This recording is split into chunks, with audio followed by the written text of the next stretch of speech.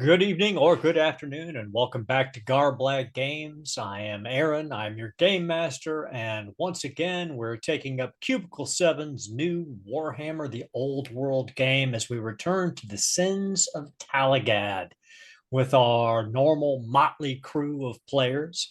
If you didn't watch the last episode, go back and check it out.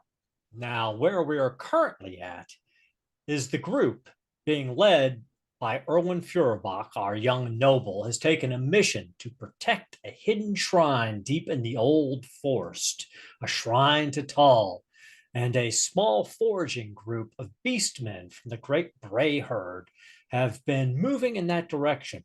And the group has gone off to try to cut them off and prevent them from desecrating this shrine.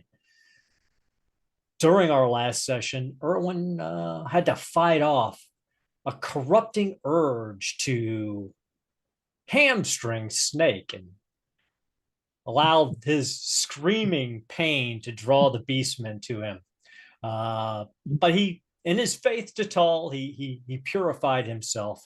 The group managed to get ahead of the group of basemen, and they've made it to the edge of the forest, looking down into this small bowl valley, and the shrine is in the middle of it.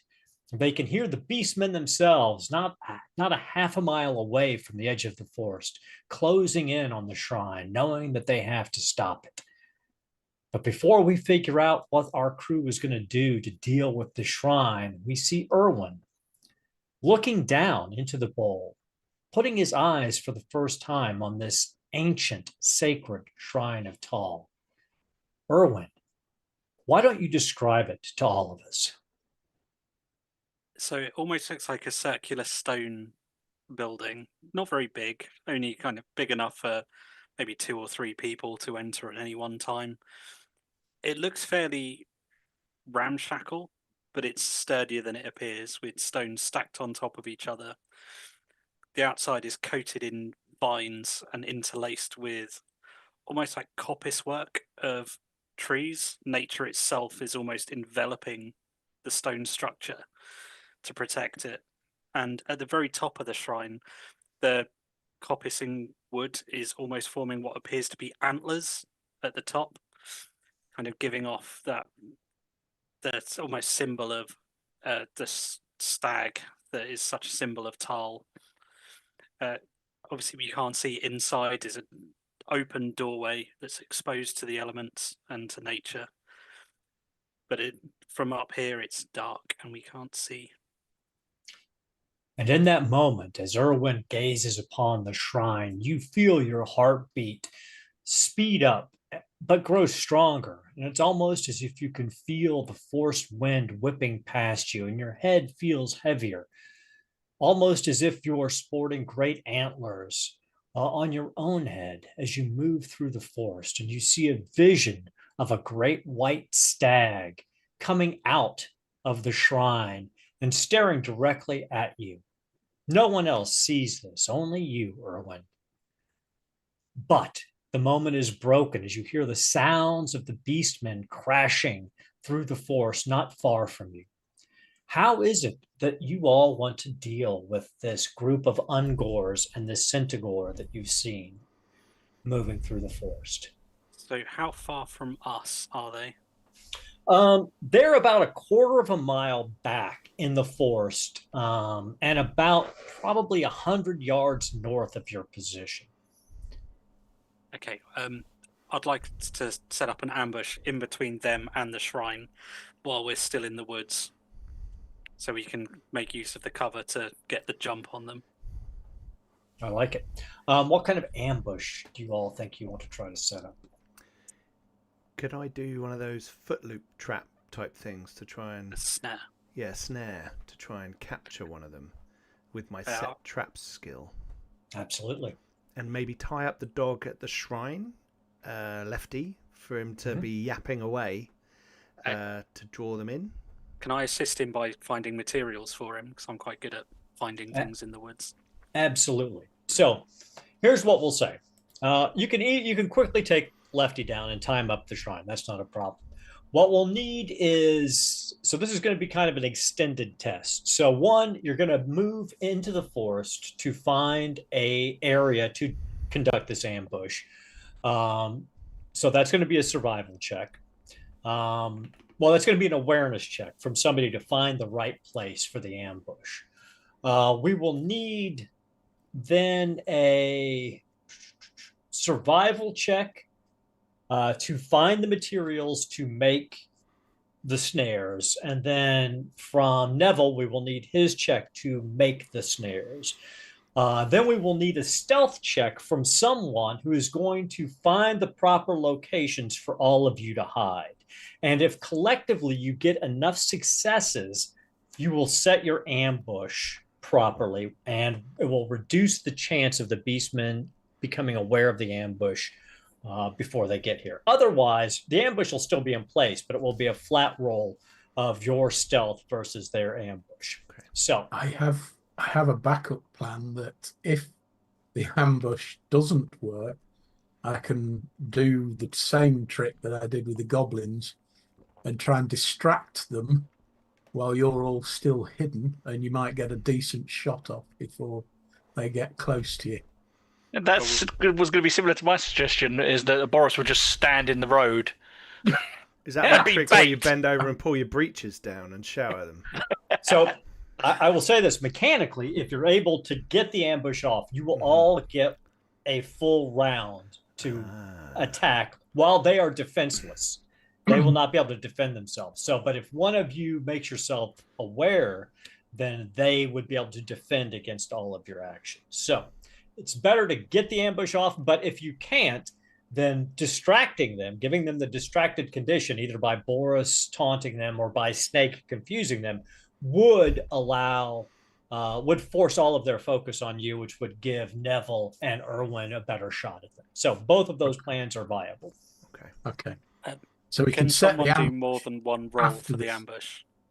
So yes, so the ambush is going to be an extended test. So you're going to need to get a certain number of successes on those total actions that I described: the awareness check to find a good place for the ambush, survival check to find the materials for the ambush, for the snares and everything, Neville's check to set his snares, and then finally someone's stealth check to find the right placement where you guys should all be settled. So that you won't be detected. If you get enough successes in total, and that number is going to be 7, if you get more than 7 total successes, it will reduce their awareness number of dice they get for their awareness check to find the ambush. I'm happy to do the stealth and the survival checks because I've got glorious on both of those. You can only do one. Each of you can do one check. Well, I know which one I'm doing. All right. I think the elf should be doing the awareness. The elf good at awareness. Right. I think the elf's good at awareness. I can. Okay. Well, can I use my woodcraft to aid us, Aaron? Well, your woodcraft will give you +1 dice in whatever check you are trying to do. I take on. Right.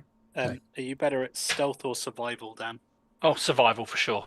All right, you do the survival, I'll do the stealth. So I'll be rolling 4 dice at glorious for stealth.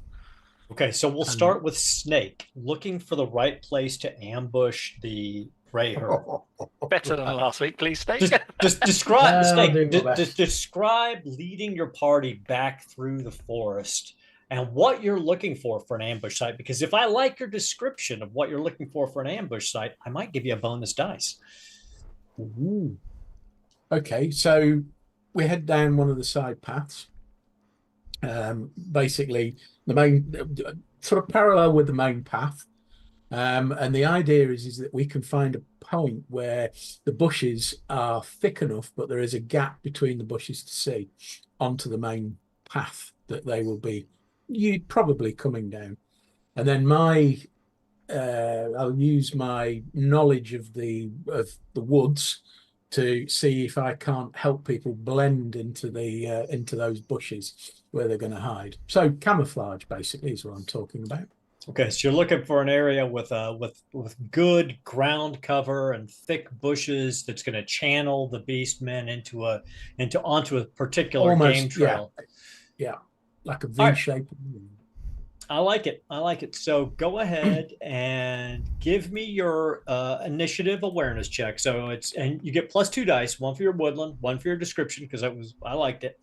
So your total initiative +2 dice against your awareness skill. You ready for this? I'm ready for it. Oh God! And remember, everybody. Ooh. Wow. That's more like it. So tell us what you got, Stu. 3 successes.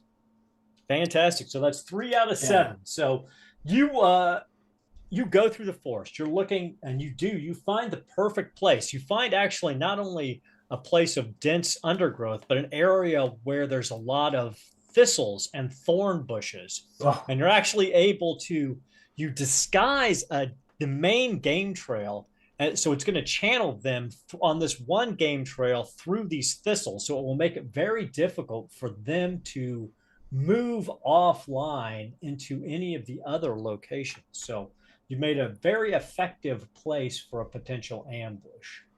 So what we're going to do is, if you get your 7 successes, for every additional success, I'm going to reduce 1 die from the foraging party's awareness check to see your ambush to a minimum of 1 die. All right, so we see Snake find the perfect place. So who is scouring and scavenging for the materials for Neville's traps? I believe that's Boris the bear. All right, Boris. All right. Just Okay, so this is punching a survival, tree isn't it? down to give him enough. That's how I imagine it. I imagine but he's just kind of ripping like giant trunks out of the ground and stuff. Because he's not. Oh no. I'm gonna use a fate point to re-roll that. It's a good idea. I got 1 success. My survival is a 3, so I get 1 That's all success. right. One's enough. So you're able to find the material that Neville needs to create his snares. Neville. So I'm going to take all this kind of moss and leaves and twigs that Boris has given me and find just around near these thistles some trees that kind of arc up and a bit over the path. And what I want to do is set up 2 snares that, when triggered, activate another rope that they're pulling on a rope that goes across the path, so they trip and fall into the thistle patch. Oh, nice. So if they, one of them goes into a snare, the other one, it might pull it tight, and the other one trips over the cord into the thistle patch. Fantastic. I'm going to give you a +1 die for the description of the snares that you are setting up. Thank you. It gives me 4 dice because my initiative is 3, making it 4, and then my dexterity is 4, so I need to roll 4s or less, right? Correct. So I've got 2 successes. Fantastic. Yeah. Now, remember, everybody, with fate points, you can make a test glorious. You can always re-roll if you want to spend a fate point. And your fate points did regenerate from last session. So I'm not saying you have to at any of these rolls, but you can. I'm still learning, right? Roger said earlier on that he's got a glorious thing. Not sure what he was talking about. That means you re-roll failures. Yes. Sure, but how do I know what's glorious? I tell you. So he's got as a Got faith in Tal. with his faith in Tal, he gets anything in the woods, basically he gets glorious. But that's cool. Or you spend a point of fate, and you can make a test glorious. So I used a point of fate last time, so they regenerate. Nope, it regenerates every session. So I'm back to 3. full. Okay. Yep. Okay. So you guys are currently at 6 successes out of 7. We need 7, and it's all down to Roger. So, Roger, you see Neville building these amazing traps, and you know now that it's up to you to find the perfect place to position yourself and your compatriots to ambush these beastmen as they come through. So what is it that you do. So initially, Erwin is just going to close his eyes and listen to the forest. He's just going to feel where the wind's blowing, so he can tell which way the leaves are moving, where the noise will be muffled most. Once he's done that, he's then going to pick places, so a big, thick oak tree for Boris to stand behind, because he's going to need something large, because he's a big man. Obviously, somewhere a little bit further back for the two humans, because we're both going to be using ranged weapons. Probably a low-hanging branch so I'm above eye level, but with a commanding view, so I can see everything, and so Boris can see me, because Boris will need a signal to attack rather than just stepping out randomly. And obviously our nimble elf somewhere closer to the front. He doesn't need somewhere quite so chunky as our giant Kislavite, being a wiry little elf. And he's probably pretty good at finding stealthy places himself, being of the woodland realms. I like it. So you're looking. Go ahead and give me your stealth check, your agility stealth check. I'll give you a +1 dice, and this is glorious because you are in the woods. I'm going to spend... I don't need to spend a fate point. I've got 3, sorry. 3 successes. All right, so that takes you guys up to actually, it's glorious, so I may as well re-roll those. Yeah. Oh, 4 successes. 4. All right. So you guys have a total of 10 successes. So we're going to reduce the beastman's awareness check by 3 dice. Nice. So that is very nice. So they had an awareness of 10. Yes, they are. I'd like to think they are, but no, they are not that. So, as I said, we reduced the awareness to a minimum of 1 die because it would be negative dice for the beastmen, but it is 1, so we will give them that. So you hear. Just a few minutes after you get things set up, you hear the sounds of these beastmen moving through. They're foraging. You hear the kind of guttural braying and barking noises softly, quietly to one another, but you know they're coming and you can hear it. And you hear the sound, the heavier sound of the centaur as it moves through, seemingly behind the Ungors. Let's see if they detect your ambush. Somehow, I doubt they're going to. And they do not. So you see them as you're perfectly hidden. They move through. They're looking for a game trail through. They miss the game trail that you've hidden, and they start down this narrow game trail through the brambles. And they're coming in. And describe, Neville, what happens when they trip your when they trip your traps. So it's a bit hard for us to see from where we're hiding, but we're kind of all glancing out from behind and between branches and trees. We can see the mass of them coming through towards the thicket of thistles, and one of them is caught in my snare and flies up in the air. And then the kind of cord goes across the gap, and the others kind of barrel headlong into this thicket and get tangled up in all the things. So is the traps you set for damage or to immobilize? Immobilize. I think those are your 2 points. Okay.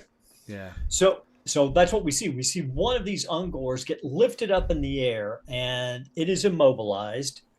And the second one is thrown off into the brambles, and he's rolling in the brambles, and he's cut up and he's tangled. So you see the other 3 Ungors immediately stop, and they've got this shocked look on their face. They're packed kind of tight on this game trail, and you see the centaur behind them start to rear, and you see it's got the body of this. It looks almost like a hippogriff's base body because it's horse-like, but it's got giant lion's talons. And it's got the torso of a human, and then these giant, enormous ram horns, and this billy goat's beard, and it's braying and growling at the same time, and brandishing a 2-handed axe. Everybody, give me an awareness check. Go, Boris. Have fun, Boris. I like the way we thought the same thing there, Stu. Unless somebody has dwarf lore, just give me an awareness check. No. A branch just hit me in the face. Oh, Snake! Wow. Wow. All right. Complete opposite from last week, isn't it? I got one. All right. Both Snake and Irwin, you all recognize that this two-handed axe, this great axe, is not a beast man's axe. It's not made by them. But Snake, you and Irwin both recognize that it's clearly dwarf craftsmanship. That this is a dwarf's axe. All right. Now we're in the ambush. So you all get to go, and they are all defenseless at the moment. You have two that are immobilized, two Ungors that are immobilized, three Ungors that are on the ground but not immobilized, and the Centaur. They are all currently defenseless because the ambush was effective. So who would like to go first, and what would you like to do? I think Owen's not going to remotely hesitate. He's just going to loose an arrow. At what? The central Ungor, seeing as they're clumped together, it should hopefully make Okay. hitting them easier. Fantastic.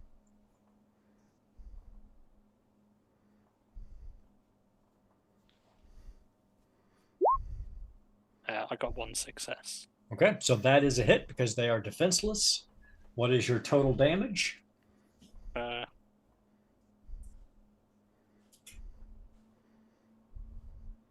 kind of bow is it? It's a longbow. 4 damage. 4. There you go. 4 damage. Plus 1 for your 1 success. So Because these tests aren't glorious, are they? no, not your combat. So you strike at this Ungor, and you see the arrow, because it's startled, goes right through its throat. It squeals and reaches up and tries to pull the arrow out. And as it pulls it back out, the barbs of the arrow coming out rip its trachea open. Blood fountains out, and it just falls over dead. Oof. I shall throw a knife at the next one in line. I love it. So give me your throw check. 2 successes. 2 successes. They're defenseless. What is your total damage with your throwing knife? My strength is 5, so it's 5 plus 2 Oh, for the knife. Yes, I was strong. Absolutely. And 7. So what happens is this knife comes in, it goes right into the Ungor's right eye, and the force of your throw picks him up off of the ground and propels him back into the briars. You just hear the sound of his neck snap as he hits the ground, and he does not move. I'm going to step out from where I am with my sling, and I'm like, this is fucking easy. And I'm like, and I'm going to sling at the Centaur. I love it. Because I love it. I'm Mr. Billy Big Balls. And I'm like, whoa! Right, here we go. I got 1 success. Okay. It is defenseless. So but 5 damage. So you see it, it goes ping, and it strikes the Centaur, and he staggers back. Because, I mean, he is staggered by it. And he turns, and he lets out this groaning, growling laugh at you. But he's looking right at you, Neville. I like. Can I slide behind the tree? You can, actually. You do have the move action opportunity to put yourself in cover. Just picturing Homer walking back into the hedge. bush, yeah. So Neville just like, woo! Boris the bear. I guess, yeah, that leaves Boris.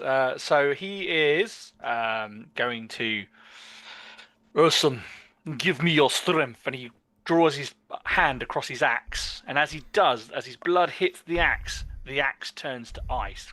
Progressing all along it. Sweet. So that's his first action. I'm then going to spend a fate point to do a second action. And I'm going to charge now distracted Centaur. And I'm going to attempt to land a blow on him. I loosened him for you. Here we go. So I am. I've only got the one success. So it is one success to hit him, and I guess he is defenseless at this moment in time. Well, he's been hit, Oh, so maybe he is I'll not spend- defensive. I'm going to spend my last fate point here. I'm going crazy. Okay. So he is You going got to try two. to. Another success point. Another success. There's 2 successes I've got against him. Okay, let's see. He gets...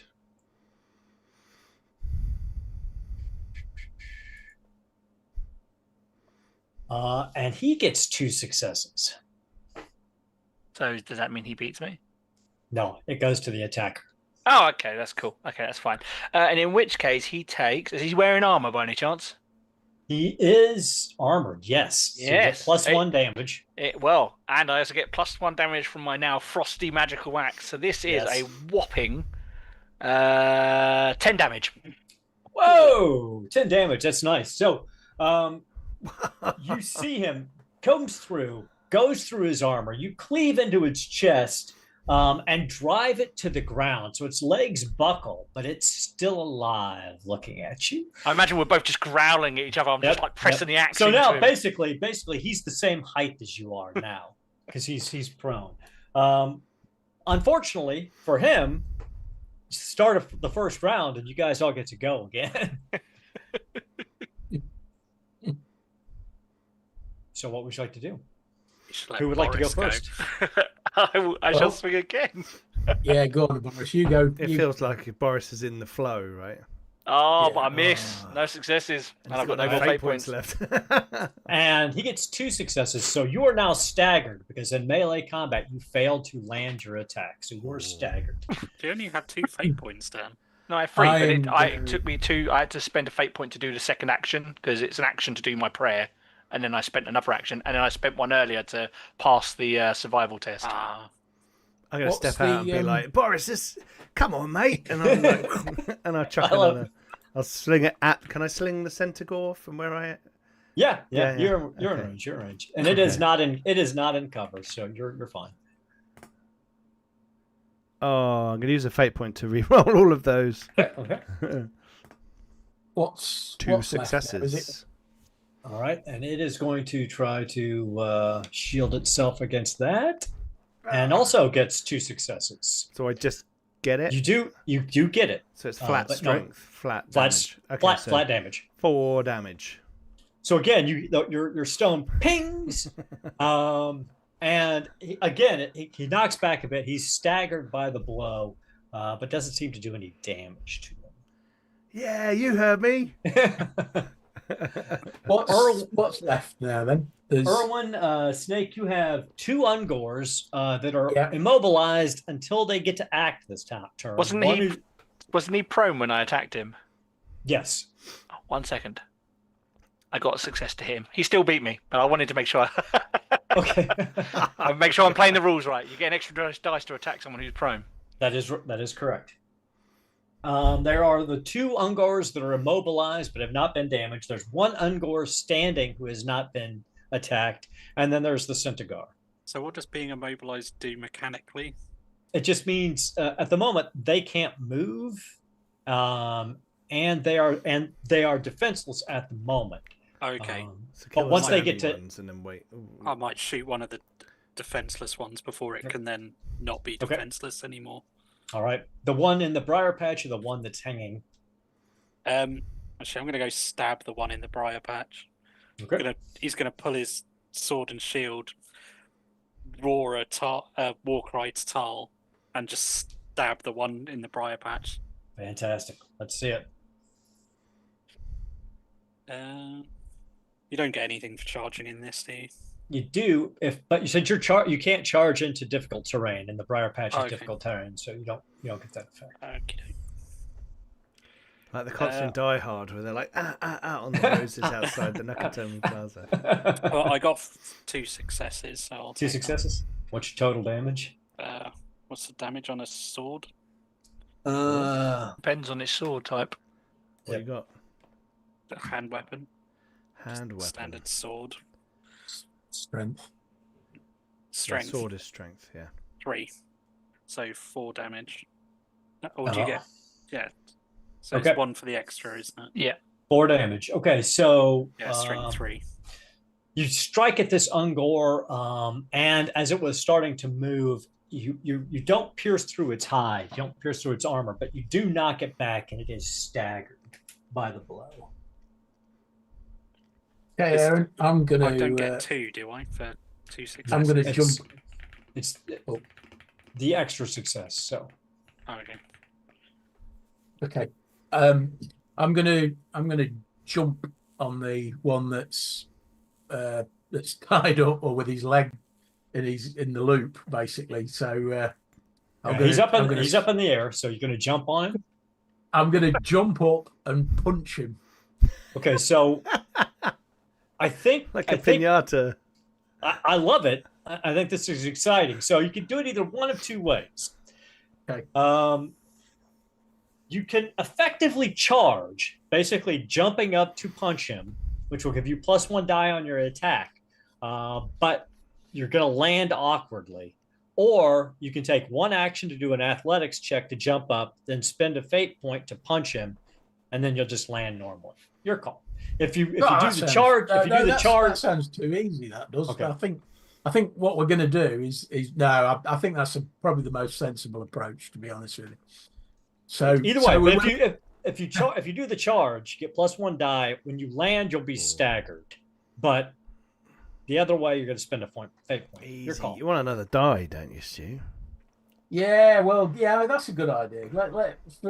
To be fair, I've got acrobatics, so I can spin out of it, do a forward roll, that kind of thing. We should be all right. Let's go for the first one. We're going all out. Charge extra dice on the hit. I love it. He's gonna bang his knee and go, ooh. And I've got me nooks on. Fantastic. Oh, 2 successes. How many dice are you rolling? 6 Bloody dice. hell. That's awesome. So you land. What's your total damage is? It's 7. Okay. So you jump up, and as you're leaping, this Ungar is upside down, and he's kind of spinning around. And as he spins around, his eyes go wide as he sees your fist coming, and you punch into its open mouth, and your arm just keeps going, and it bursts out the back of his head. And for a second there, you're hanging, supported by the weight of his skull before it tears off his body, and then you fall to the ground staggered. Covered in blood, of course. Covered in blood, yes, and brain matter and other things. And then its bowels evacuate, and you're covered in. That's an impressive feat, being upside down. Kind of. All right. Has anybody not act? Boris, did you act this? Yeah, I went first. Okay. Yeah. It's everybody. So there is the staggered Ungor that Erwin is facing off again. There's the Centigore that Boris is fighting, and then there's one Ungor that is just standing there and hasn't been attacked. So we're going to start with the Centigore. And its target is quite obvious because, Boris is right in front of him and just attacked him with a giant axe. So let's see what we've got here. So you see this dwarvish axe come swinging at you. And as it comes closer, you actually see that there are deep, dark, red, throbbing runes along the bearded blade of the axe as it is coming towards you. Ooh.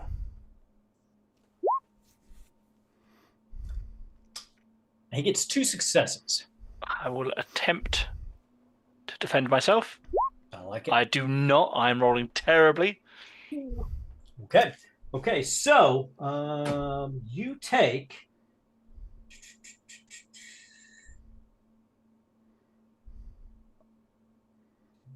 Are you wearing armor?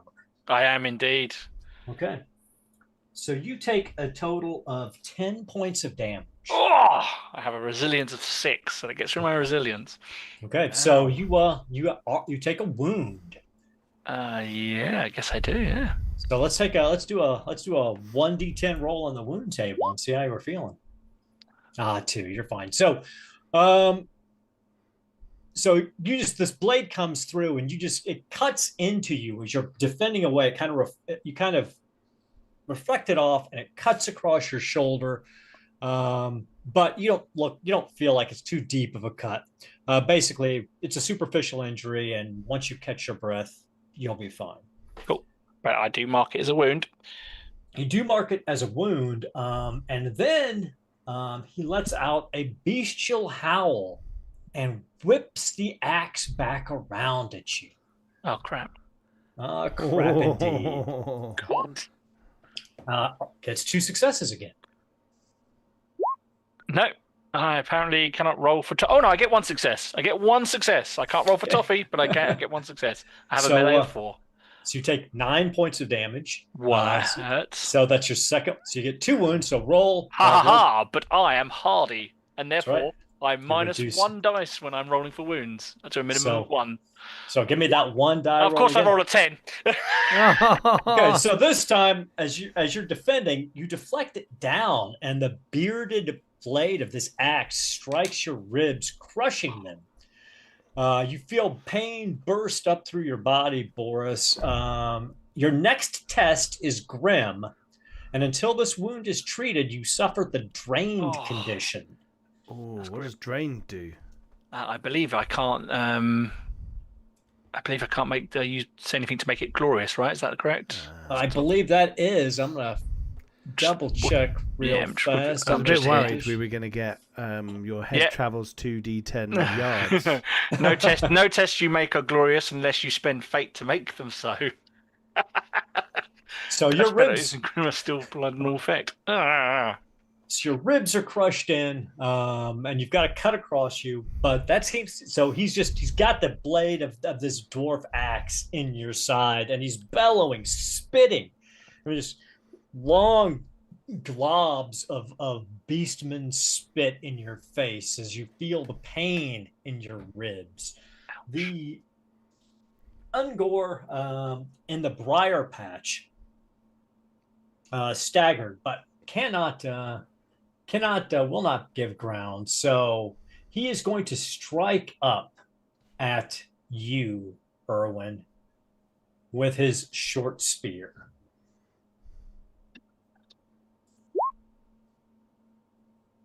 Getting 1 success.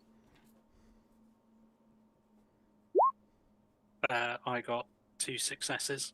Okay, so you're easily able to deflect the spear away from him, and he is still staggered. And the final Ungor, I believe, is going to let's see. 1 through 3 is going to rush at Neville. 4 through 6 is going to rush at Snake.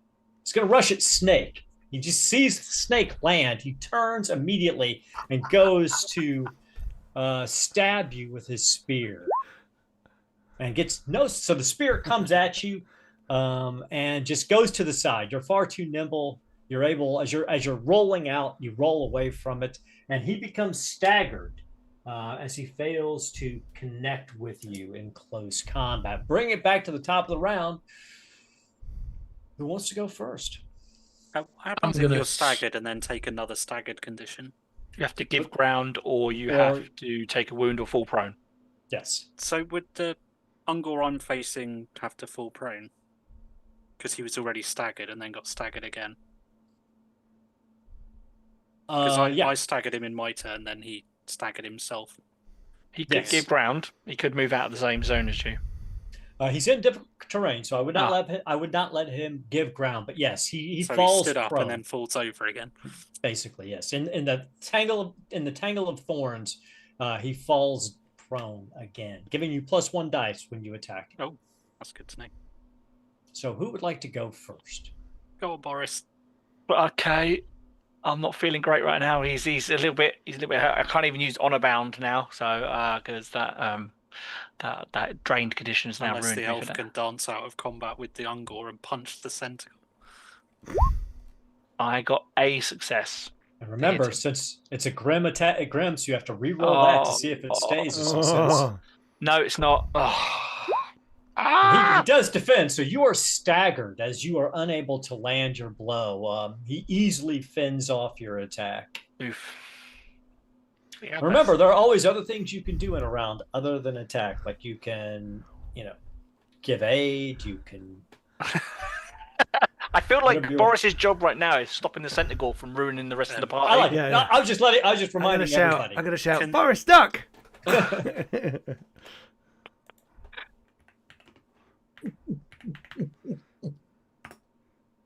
Oh, I'm gonna use the fate point. All right. That's Okay. 2 successes. Let's see if he's able to defend himself. Does he have a shield? No, he's trying to dodge.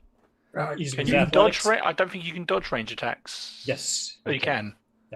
But he does not successfully. He gets 1 success. So you do land the blow. So Plus 1 damage. 5 damage. 5 damage. So pings through. He was already prone though. So That mean I get another die. It does mean you get another die, actually. No, actually, No, your no, range, you lose your a ranged die. attack, you lose a die. Oh.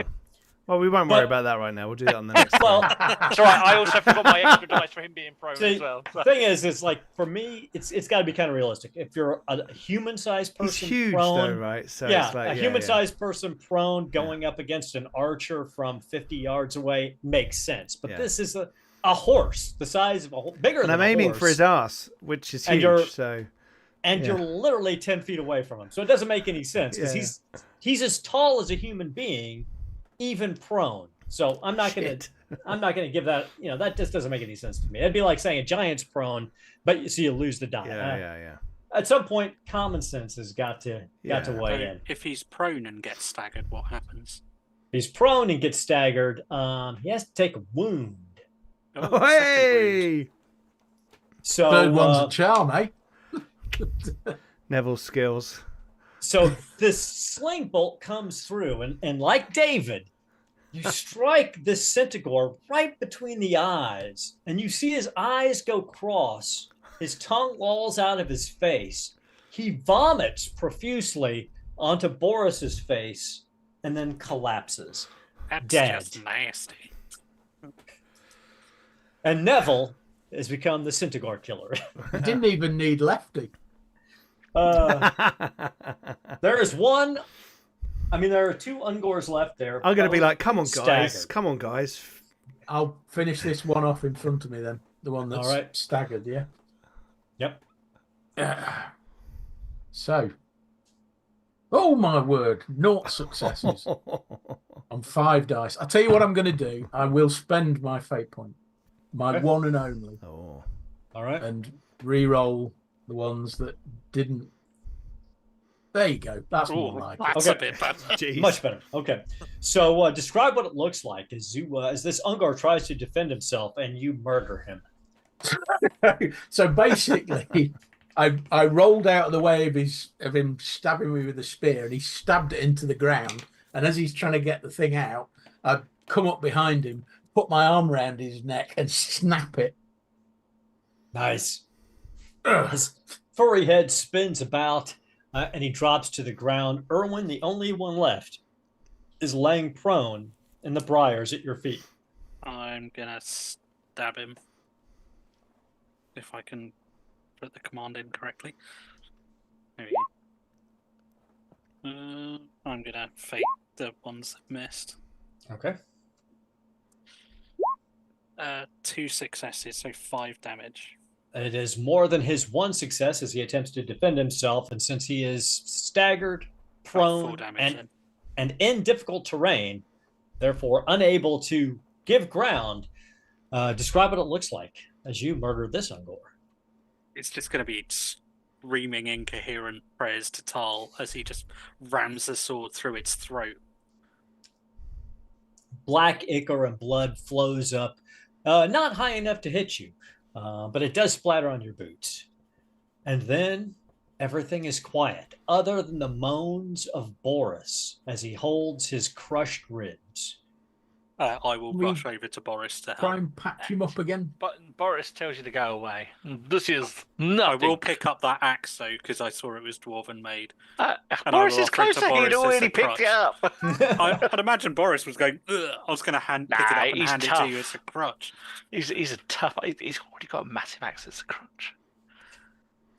I mean, in all honesty, who picks up the axe? I'm actually. I'm going to stop If he's him before he gonna do picks up the axe because I saw the red glowing runes on it. Mhm. So before he tries to grab it, no. First, we must assess to see if it has been corrupted. Does the centaur have a tail? No, it does Okay. not. Well, then I'm going to go and cut off one of its ears to attach to my Well, rat like a tail humanish looking collection. ear. Oh, fantastic! Yeah. It's I it's assume kind got of like a big furry. yeah, it's a Yeah, big yeah. furry. Oh, It's yeah. kind of like I was going to say, it's otherwise almost- you'd have a human ear on your belt. They're like, God. That kinda looks like looks like- heresy. kind of looks like a lion's ear, actually. Sure. That kind of tough Cool. fur. Yeah. That's cool. Yeah, you know, I keep a trophy of the things. Absolutely. Can I Looks do like an some elf sort of priestly check on the axe? Okay, what kind of I need you to give me if you're looking at the axe and you don't have dwarf lore. I don't does have any dwarf lore, but I'm specifically looking to see if it's corrupted by some sort of chaotic nature. how do you think you would know that? Well, first off, I'm a Kislevite from the steeps of Kislev, so I've fought chaos on multiple occasions. You've got Kislev lore. Yeah, I've got Kislev lore, and I've got Lore of Urson, which is Ulrich technically, but you know. Okay. So I'm just basically trying to use my divine connection to see if I can feel any sort of resonance of the opposing divine, I guess, in a way. I would say no to that. But I do agree that since you're from Kislev and you're up there right at the Chaos Wastes, that you would recognize the taint of chaos. So I will allow you to give me a recall check. Yep. Not awful of these. Because of your Kislev lore, I will allow you to give me a recall check. No bonus die. No, that's Good. fine. That's fine. I don't get any successes. I'm rolling terribly this evening. You look at it and you're like, you know that dwarf rune weapons often glow. The runes often glow. So you're unsure, just looking at the axe, if there's something else going on with it. I assume we've got like packs and stuff with us. So like, can I like kind of wrap it in a blanket with like minimal touching, like put the blanket over it and then just say we should get this to Tordy? Absolutely. And no check required. You can easily wrap it up without touching it. Yeah. All right. So you've done that. I'm standing over an Ungor looking for his pockets, and I'm like, I don't carry any cash. Not a thing. I will be going round and breaking all of their weapons. You could always see if the armor fits. Neville.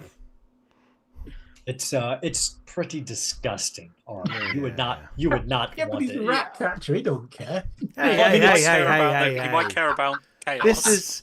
This is a rat catcher guild uniform. I'll have you know, like it's sort of falling apart. I like just sort it out a bit. I like watch it, elf. Fair enough. So back to Boris. So you do have 2 wounds at the moment. I do indeed. They're not treated. They're not. And one needs a nice repast. The other you just need to catch your breath, but you're still under the effects of them for the time being. Yeah. I'm sorry, I I'm gonna don't have anatomy start yet, so dragging I can't treat it. the corpses into the clearing because I want to burn them. Okay, that's a good idea. And while he's doing that, can I catch my breath? Absolutely. I I'm might going to ask keep an eye out for any others that might be lingering. might give ask me the an elves awareness That's to a good help me. idea. I'll join Neville having a look I round. know. I making need you to sure help me there's drag the no big hidden. thing. Have fun. I can't drag a horse. Why do you think I'm off looking in case there's other people coming? I wasn't going to ask you. I was going to ask the strong one. I'm strong. No successes on an awareness check. I'm actually taking a piss out in the trees. All right. Look at so- Snake. Like, what are you doing here? It's like- I'll help you drag this thing.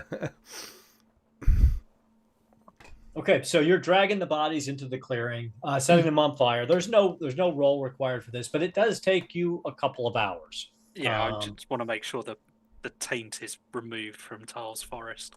Absolutely. And you know it's going to take you at least a day to get back to Talagaad from where you're at, or to get back to your horses and then get back to Talagaad. So you've got some time to march through the forest. So you'll have to spend the night in the woods, and then tomorrow you will get back to Talagaad. Erwin, you realize that by the time you get back to Talagaad tomorrow night, you have got an appointment to visit the opening of Contessa Antoinette Lucretia's gallery as requested by your family. And you have a +1 on that. So whoever you want to take with you to that, you don't have to take anybody, but whoever you do want to take, you could take. I'm just saying, I've got a disguise kit. And you're an elf. And I'm an elf. I don't have a horribly burnt head. If Boris is better, it'd probably take the priest. I've got some wigs.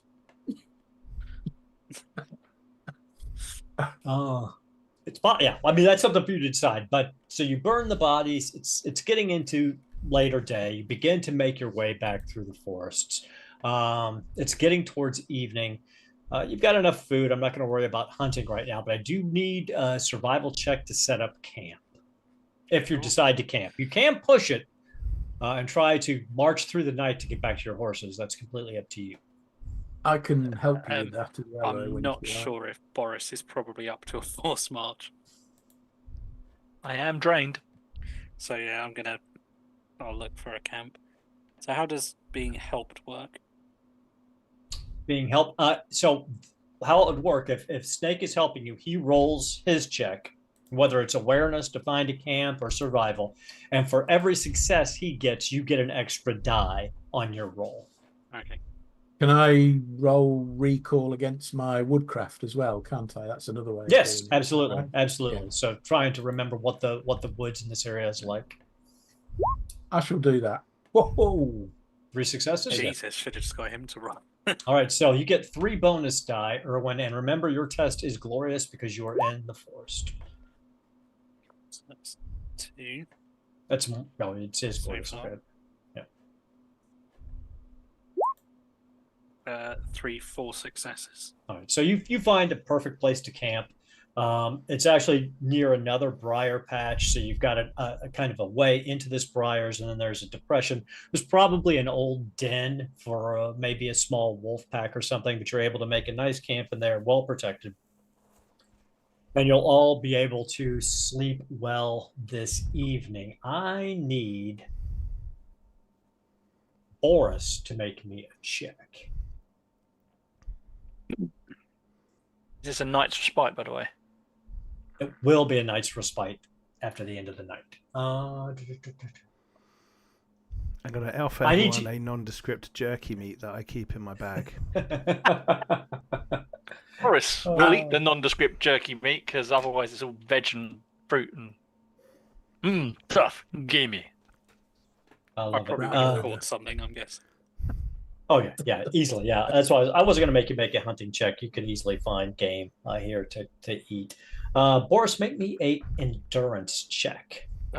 Okay, no, I'm okay. Well, I say I'm okay at this one, but I've been rolling like a right tosser, so... Oh, no, I get 2 successes. We're good. 2. Well, I assume I'm good. 2 successes, I assume... That's where Aaron's like, well, you needed 7, so... Right, he's frozen, so... you're now a chaos. He's done really well. He's gone like a whole hour without... Oh, there we go. But he's back. There we go. 2 successes, Aaron. 2 successes is perfect. We were rolling against festering wounds. So you have to get a number of successes equal to the number of untreated wounds you have to ensure you don't get festering wounds. You succeeded because you only had 2 wounds, so none of your wounds fester overnight. I only have 1 because I caught my breath on the other one, so that's what it required to... Then you are even doubly better. But yes. You successfully did not gain a festering wound. That's good news. Didn't you also cut your hand in half with an axe? That was part of my prayer ritual, and as it froze over, it healed my hand straight away because the gods It reminds me of Klingons in Star Trek, where they cut their hand with their knife, and I always think that would fucking hurt, and It would be so bad. be detrimental to your ability to wield a knife. Like, what are you doing? I never understood why people like cut the pads of their thumbs or the palms of their hands. I'm like, that's the worst place to do it. Some kind of blood ritual. It's madness. And here I am, using my blood to freeze an axe. Yeah. I will ask Boris about that. I'll be like, what's going on with that? Your axe there, is that you got a like The frozen. This is power of Urson, the father bear of Kislev. I look at Erwin like, Kislev god. oh, is that okay? All right. I mean, effective. Yes. Frozen strength from Kislev, from the father bear. Very powerful. Cool. Okay. It's cold where you live then, right? Where you come from. Not where you live, because you're here right now. Yeah, right. Okay, but yeah. I travel here to fight vampire. Sorry? I look around like Yes, there might it's be a cold. vampire somewhere nearby. Like, what? No. What? There is no vampire here. You think there are many vampires in Tal? In Tal. Talagaad. There you go. But the vampires are everywhere. They hide in plain sight. Look accusingly at the elf. Yeah, there's one- Boris there's actually one- has no idea what he's talking about. He just knows Yeah, he's just something. making shit up. He's just making it up. He's So a have you priest. found those vampire? Or are you still looking for it? I believe vampire has targeted Snake, which is why I travel with you. That I can understand. You'd have to have a reason to, Indeed, yeah. pointy. Yeah. But We need to go and have a look for this vampire, I think. yes, my oath is to destroy vampire. They're like really bad, right? And like quite nasty and powerful and like bite you and shit. I've heard they don't like smells very much, though, Neville. Ah, awesome. So you should be all right. I could get my hands on some garlic, right? That works, doesn't it? Is that what they say? Also, it's handy to be near a priest of Mor. I'm No. going to get one of those. They took one steaks- look at the Blackguard of Mor and ran. Yeah. Yes, I'm gonna that get was one wise. understandable. Everyone does. They're pretty serious people, right? They haven't got any sense of humor. I can't get on with someone who hasn't got a sense of humor. It is Not sad really that the they are talkative very one. misunderstood, your guardians of Moor. Oh, very good people. Just Oh, yeah, don't yeah. cross one. They Yeah, cannot don't drink go at to a all. party with them. Like they're not going to tell you anything. You can't have a chat with them, can you? You know, over an ale. They're not. They're going to talk about death and graves and mausoleums and like bring the tone of a party right down. However, if you want to kill a vampire, there's no one better. True. Until you met Boris. Sure. And he kind of Also, slaps his axe on his finger, totally forgetting he's got a crushed rib. I poke him in his ribs. He just kind of You nods see- at Boris. Face tight. You know when someone's like really in pain, but they're like, not in pain. Well, mate, you took a whack from that thing. You know, It was important that Boris held creature, so he did not so that crack I your could tiny kill it. skulls. Yeah, so I could kill it from. Precisely. You know. We work well together. Yeah, exactly. Yeah, you're not wrong. You're a bit like Lefty. Yes, except for you are sidekick, and I am large. No, I meant like Lefty would just get in people's faces, and I would be back here. Yes, this is what happened. Yeah, I fought bravely. I'm gonna walk away like sidekick. Who the fuck does he think he's talking to? Like, as I'm muttering to myself as I walk off into Just gonna to my walk bed. up to Snake and really slowly, who the hell are we traveling with now? So after a spirited discussion through the night, you wake in the morning a little, a little cold, a little cramped, but your walk through the morning quickly warms you up, and you find yourselves back at your horses, and you make your way back into Talagaad around shortly after lunchtime. What would you like to do? Or what? So, do you actually wear any armor, Pete? No, I've just got They're kind of. They look like they might have been nice clothes like 20 years ago. And they're absolutely crappy, falling apart. The only good thing are his boots, and he's got quite a good collar on his tunic. But apart from that, it's all pretty shitty peasant garb. How does buying a silver item work when you're gold? You cheeky son of a bitch. I'm only asking. So your personal shopper goes and gets it for you. Well, so Ferdinand obviously goes to get it for me. Sure. Basically, if you're gold tier, as long as you're not buying anything of gold status, you can buy within reason anything you want. So like at silver status, you could outfit somebody without being worried about your at all. Only when you're actually gold do you really have. I'm going to instruct Ferdinand to go and buy a set of leather armor with the symbol of Tarlon for the Centaur Slayer. All right. Just like a little one. So I'm not really. I know, I'm not telling you what I'm doing. I'm literally just telling Ferdinand to go do it. Do I get to meet Ferdinand? Yeah, we travelled there with Ferdinand. Oh, it's Ferdinand with us. Okay, right. Yeah, I'll be chatting to Ferdinand. He's basically more my than you. butler. Oh yeah, I mean, know. Understandable. Yeah. Yeah, Ferdinand was staying with the horses, was you guys? Yeah, well, and so. a few guards. Yep. So Ferdinand goes off to take care of that errand. What are the rest of you doing with your afternoon? I'm thinking of going back to that place where the vampire came from.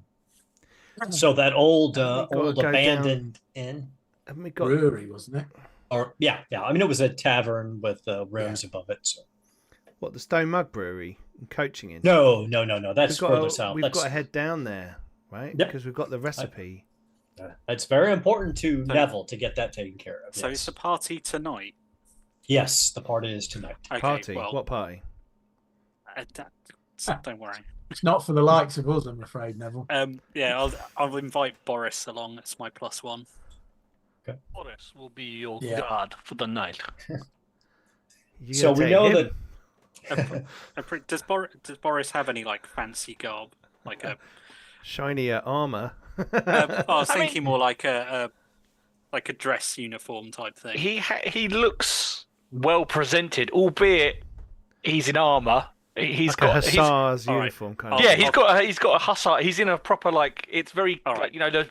this nice scale mail you see. I'll suggest Boris comes back to my manor with me, so everything can get cleaned up, ready for tonight. And his bear cloak looks impressive. Like it is a full-on polar bear cloak. Oh, cool. Yeah, so that's cool. I'll invite Boris back to my estate to get cleaned up for tonight. And Boris, don't forget got a lot of blood on him. Oh yeah. And Boris, don't forget you've got that axe. But you don't have to deal with that. But you do have that. I mean, we'd probably pass Tordy's on the way to. Oh yeah, we'll be riding through town, so we can go via the dwarf's place. We've lost Aaron. Bear with us, everybody. It's all right. Well, luckily, what Aaron was going to say is it's not chaos tainted. It is in fact a rune fang quality weapon. Nope. He was not going to say that. Yeah, that's what I heard. It's actually a +10 axe. An axe of +50 strength. It's going to get so much worse every time you say something. No. So we're going to have Boris and Erwin stopping by the smithy on their way to Erwin's estate. What are Neville and Snake going to do? It's probably best Snake doesn't come with us to see the dwarf. I'm going to hand you my poem, though, to read at his eulogy. Eulogy? Oh, you guys aren't going down to see. I mean, right. Oh, okay. Yeah, that's a several day journey. They're going to see Tordy the Smith. Sorry, I apologize, because she was a smith as well, wasn't she? I thought the one in the brew mistress. She's a brew mistress. Right, okay. I got confused by my dwarves. No worries. Which is normal for an elf, surely. A recently widowed dwarven brew mistress. Neville's ears pick up. You like a bit of beard there, do you, Neville? Gives him something to hang on to. More mutton chops. No, dwarf women don't have beards in Warhammer. Oh, they Oh, do don't not. they? Oh, Nope. that's a shame. No. I It is just a couldn't shame. resist the Blackadder quote. Yeah. I am gonna, in that case, if nobody's, I'm gonna have a look around this old brewery tavern, see Okay. if there's anybody there now, basically, Okay. and if I can find anything. All right. And I want to look for these Sigmarites. Okay. Fantastic. So we will start with Erwin and Boris. You guys approach the the smithy, and you hear the sounds of clanging, and you feel the heat coming off. And as you duck in, you see Tordy working at her forge. She glances over her shoulder, holds up a hand to say, "Wait a moment." You see her finish what she's doing. About 10 minutes later, she comes up to the counter. Boris, what can I do for you? Lordy, we found this, and he kind of puts it on the table, and it's still wrapped up and everything, and then like gently sort of uncovers it, sort of takes one very slowly off, and it's almost like it's building a bit of drama as he's unwrapping it, and then it's there and exposed on like this sort of, I guess, bedroll that he wrapped it up in. It's just there, laying there. Found's putting it one way. We took it off a beastman in the forest. Oh. I recognize Dwarven Forge, but these do not look right. And he sort of gestures to the red throbbing runes. Are they still Are they still red and throbbing, or are they like sort of died away now? They've died away now that Yeah, they're not. they were glowing red, but we recognized it as dwarfcraft. But Yes, this is. I recognize this axe. This axe is known as Grimbeard. It's been 80 years since I saw it. It was the last time I saw this. It was in the hands of Hager Broxson, a slayer. He took it with a Bretonnian knight and his squire, and they went after a warlord, a beastman warlord. I heard tale. The only one who came back was the squire. He said that buried this axe in the breastbone of that beastman, but he couldn't free it fast enough, and the chaos hounds from this beastman's pack tore the dwarf apart and tore the knight apart, and the squire fled to tell the tale, and the axe disappeared. It's a rune weapon. I was not sure that it was not corrupted by the chaos. Oh, let me see. She goes back into her forge and she brings back a powder. It's a silvery powder, and she liberally throws it on the blade, and black flames dance against it. She goes, "Oh, you were right to fear, Boris. It has been corrupted. But it can be redeemed. This weapon could be cleansed by a rune priest. It's a powerful weapon. Even in its corrupted state, it's powerful. But if it was ever cleansed, the wielder of it, well, it is a great weapon."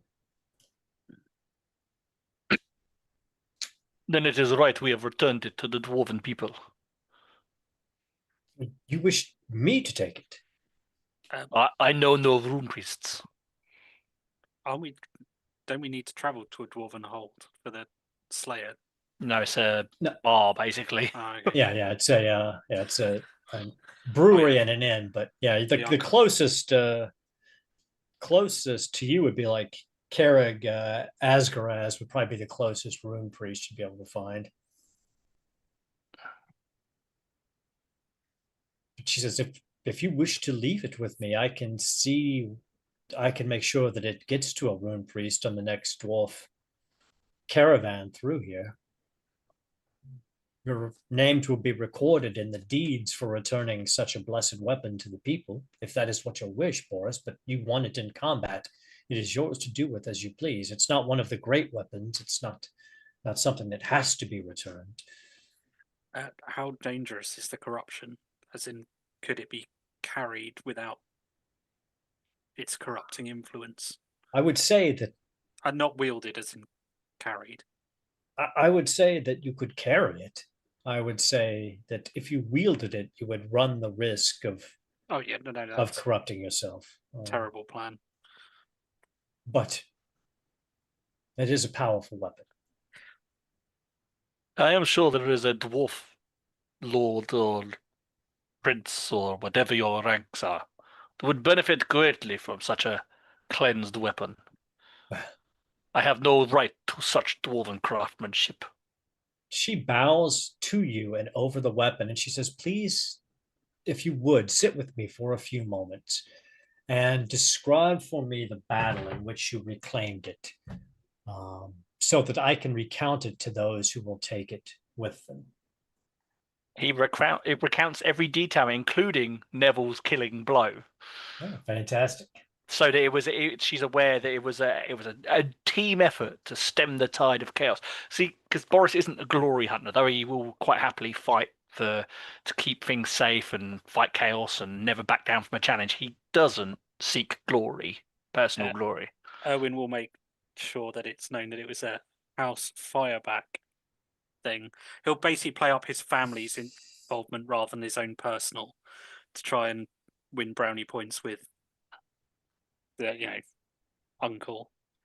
Well, it will be known amongst the clan dwarfs here, and all those who see and know of this axe will hear of your deeds.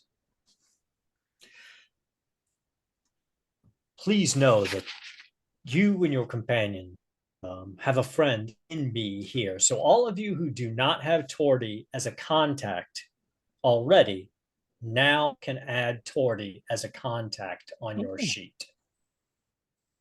So that'd be Snake and that'd be all three of them, wouldn't it? Because I'm the only don't- one that actually knows Tordy. Since you all have her as a contact, she turns to you and pulls out a bar of gold and hands it to you. It's the equivalent of two gold pieces. She goes, for you, for your troubles, my friend, for what you have done for us. I mean, he's gonna look at it. I'm gonna be honest with you. He has no use of gold because he's a priest. He's just he's actually gonna be really super polite about it. Be like, I thank you, but no need to thank me. I am happy to return this to you. What about armor for you? I already wear heavy armor. Okay. I already wear heavy armor. She goes, well, then the next time you need repairs for your weapons or your armor, or you need something replaced, it is free. I thank you, Tordy. This will be much useful to me. I took a few blows in that last battle. Thankfully, the armor has not been rented, but if it ever should come to pass, I will come. Excellent. And Pete, I think you were away when I said this, but because Boris returned the axe to Tordy and recounted the tale, all of you now have Tordy as a contact. So I already did. Get her. Oh, you already did? Yep. Okay. So she turns to Boris and she goes, my other friend, Neville, you said was traveling with you, the rat catcher? Yes, that is correct. He landed the killing blow on the mighty beast. She goes, that is, I would not have expected that from Neville. He is a good man and a good, she goes, I have something and I want you to give to him. And she pulls out a small box and she opens it up. And in it, you see a finely crafted dwarf repeater hand bow. What a repeater, what? Hand bow. It's a repeater hand crossbow, basically. Didn't even know dwarves made those. This one does. It's a gold level item, so it's sort of the equivalent of what she was trying to give Boris. It's a one-handed, damage 4. You may add +1 dice to your shooting test, but the weapon then requires 3 successes to reload. Wow. So you can shoot it without reloading every round, or you can add 1 dice to 1 attack, but then you have to get 3 successes to reload it. Very cool. Basically Very cool. That's awesome. I will Sure. make sure that Neville gets this. And tell him to stop by the shop. I owe him a dinner for such heroism in the name of my people. I am sure, from what I have seen, he would greatly appreciate a dinner from a fine dwarven woman such as yourself. He's a good man, a very good man. And speaking of Neville, you're looking for Sigmarites. Where are you going? I'm curious because obviously I lived in the country, came into the city. There's all this shit going on in town, and there's murmurs and things going on. I'm just looking around, asking around, trying to see if there's anyone in any taverns who's heard anything about it. Anyone I know in the underground, maybe. Who's your other contact? Like Lost Pockets, or no? I've got Valda. Is it Valda? Valda. Yeah, I've got Valda. Let me go to that. Let's take a look at Valda. Yeah, we are friends.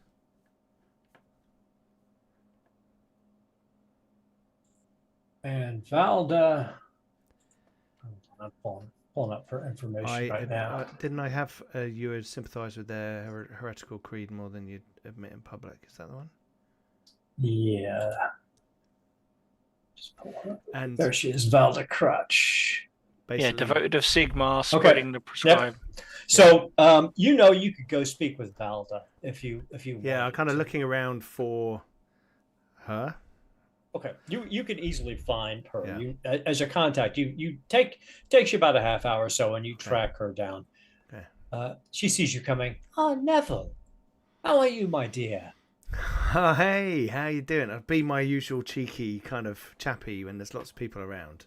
Mm-hmm. But then if I can sort of be like, oh, let's have a drink and sit over there, and I'll kind of point in the maybe in a tavern or somewhere to sit. All right, dearie. That's fine. Right, let's right over there. It's nice and quiet. I've seen some tough stuff in the last couple of days. This troll and these beastmen. I just needed to come and say a word with someone who understands the words. My poor sweet man. She holds out her hands to you. Oh. Well, tell me about it, and let us together pray in Sigmar's name for your safety. Sure. And I'll go into. I won't be like. I won't do any of the gross detail.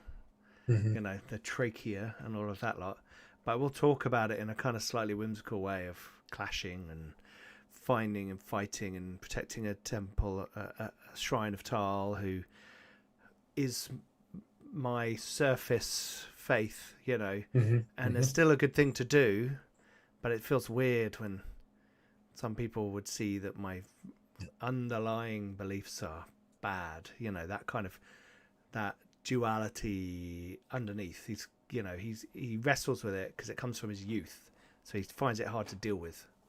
She pats your hand and she goes, remember, dear, Sigmar is our god of the Empire, but Tal is a powerful god indeed as well, and Tal sits with Sigmar above us to help us, so we can respect all the gods. I know that the sheltered flame would say something else, but remember, within any faith, there are zealots who will prescribe horrible actions in the name of their faith.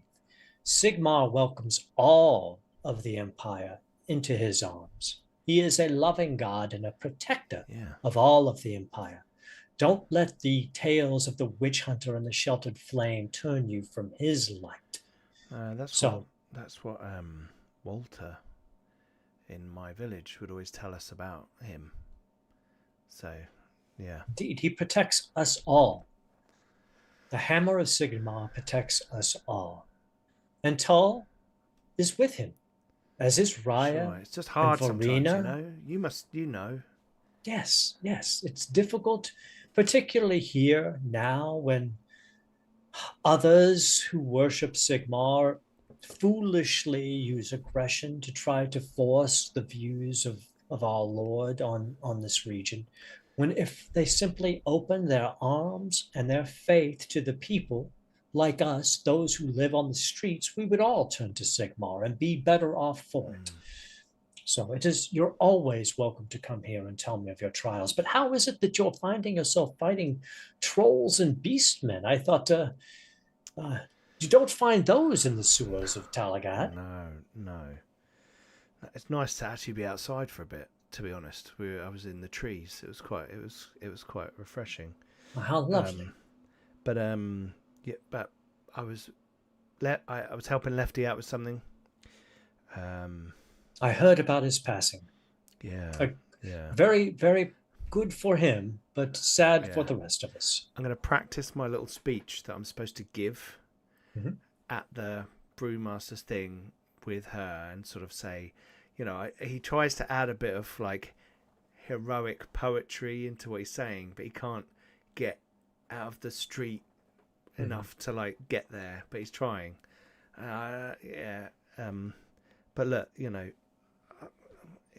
he's passed to a troll, which is what he wanted. So who am I to stop a dwarf from what he wants? Because like you just get added to that list they all carry, right? Yes, you don't want to be on a grudge. That's true. You don't want a grudge, So then's that, and then these folk I've fallen in with, they were helping him, I was helping him. That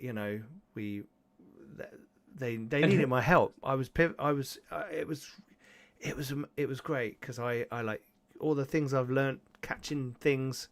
Those big rats, I told you about those big rats. Oh yes, you've told those. Oh, that really helped. Setting traps in trees is tricky. It's not the same as brickwork and tunnels and pipes and all that kind of thing. It's but anyway. So heroic. Well, who are these people that you've fallen in with? There's a big Kislev guy. He's like insane, right?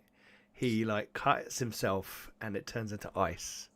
And I'm like, okay, fine. There's this I told you about that pit fighter elf. Yes. Weirdo. Yes. Yeah, very like very strange for a very weirdo. Strange. Yes. Like fixing fights, getting laid out by dwarves and stuff, all that kind of stuff. And then there's this really cool guy called Ferdinand, right? And he works for this complete asshole Erwin, some noble bloke, but Ferdinand's cool. Do you mean Erwin Feuerbach? Maybe. He didn't actually give me time enough to tell me his name. I was just useful, so we kept going. But well, listen, dearie. If you spend more time with this Erwin, would you do me a favor and just listen to what he says, what he talks about, who he talks about, and then come tell me. We're very interested in bringing the Feuerbachs closer to the light of Sigmar. I have a few inroads. I would like to see. I like the dude would walk around with antlers on his head if you let him. But he might talk about his relatives or someone else that we might be able to sway to our cause. Big fat. But I assume his family's huge. It's one of to the cause. Yeah. Absolutely. If you're a box, you know the name Fireback. It's the electocount of the area. I'm more being sort of like whatever, kind of thing. That would be wonderful. I will do my best. I don't know how much he's gonna listen to me, but maybe I can get Ferdinand on side and we can work from the inside. Oh, wonderful. And nobles, they ignore us, so they always talk too much around us, assuming we don't understand. He does run his mouth. So keep your ears open. And so the conversation continues with Valda and Neville as they have a few drinks.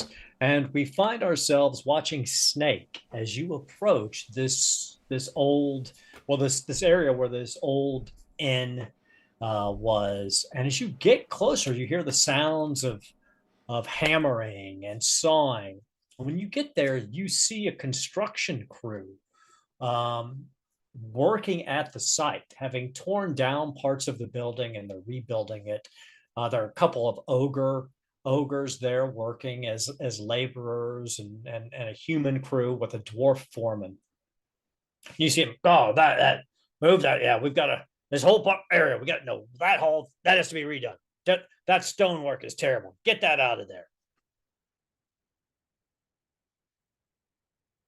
You're muted, Stu. I shall do my best to look official.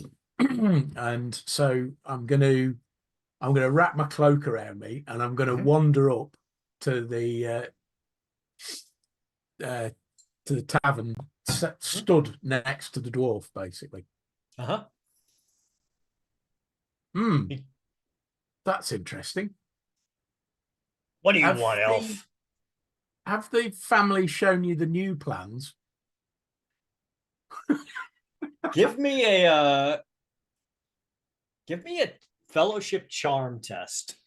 minus 1 dice. Because you're an elf and he's a dwarf.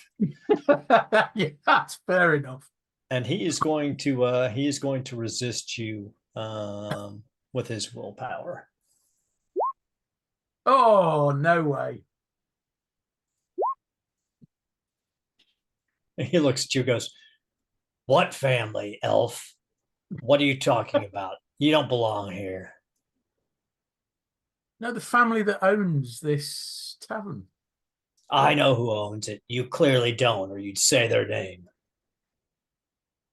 Ah, okay. That's fair enough. And I'll just walk off. Okay. He shakes his head. And he's like, knife-eared git. Yeah, that was very successful. I shall wander around the back of the taverny area. Give me a stealth check. Yeah, okay. And what I'm going to do, Aaron, is I'm going to look for some worker who's on their own, basically. Okay, give me a stealth. Crying out loud. We're back to normal. Back to normal. So you're walking around, and one of the ogres sees you walking around and just starts walking around behind you. He's like, hey, bub. Hey, bub. I don't want you. I shall turn to face him.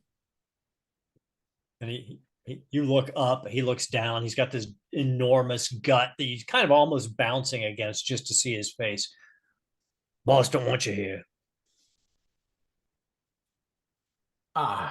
Terribly sorry. I don't quite understand you. Are you speaking right, Spiel? He opens his mouth wider and starts to enunciate. And as he does, spittle starts to coat your face as he says, boss don't want you here. Elf. Fair enough. I shall just wander off. Okay. Drying the spittle from my face. You could potentially try to ask this ogre something. They're not real bright, but that's up to you. Well, I will. As I wander off, I'll just turn when I'm wandering off. Who is it that owns this building? Because we were hoping to buy it. Buy it? Don't just got bought. Lucretia. Must have been one of my partners then. No, lady. Oh, a lady. Lady Lucretia. Oh, very interesting. Well, never mind. We must have come at the wrong time. Obviously, it's been purchased already. Thank you very much for your time. And then I shall turn again. He pats you on the head with his giant ogre hand. He goes, "Bye, good elf." Right. See you later. So as Snake walks away, we find ourselves back with Erwin and Boris. Before go ahead. Sorry, before you go,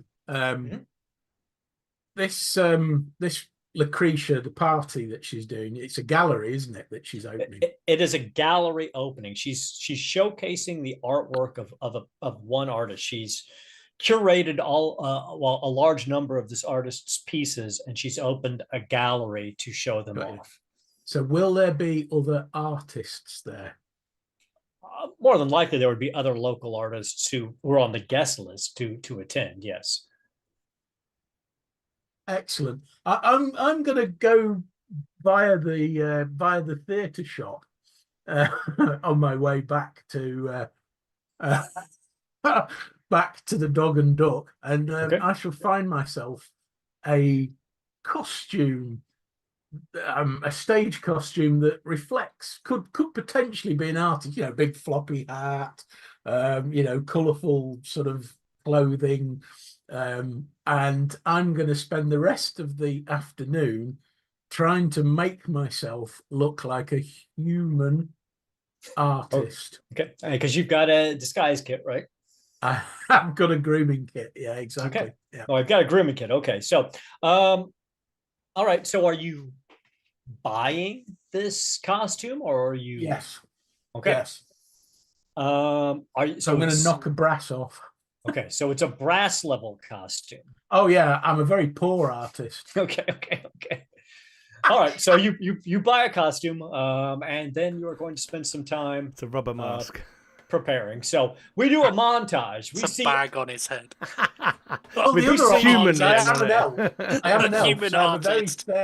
have a very fair face and obviously no facial hair. So I could always go for the human woman approach, couldn't I? You could try it. You definitely could try it.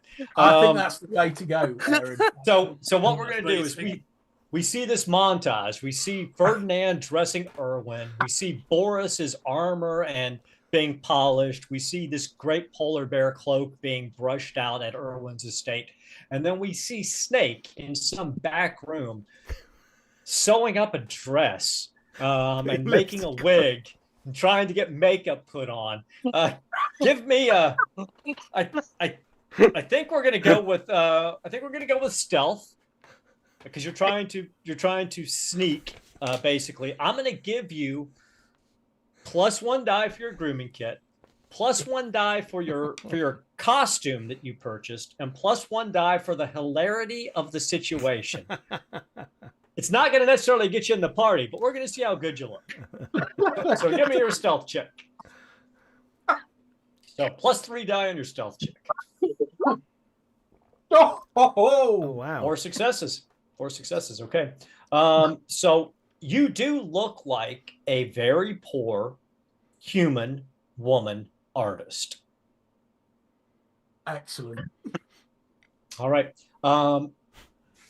You all know that the gallery opening is at the 9th bell in the evening. So it's post dinner. There are going to be drinks and hors d'oeuvres served there.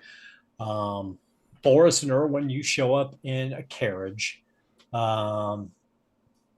Snake, I don't know how you are going to get there, but Boris and Erwin, as you get out, you're immediately greeted outside of the door by 2 very professional looking servants, very immaculately dressed, both men, very tall.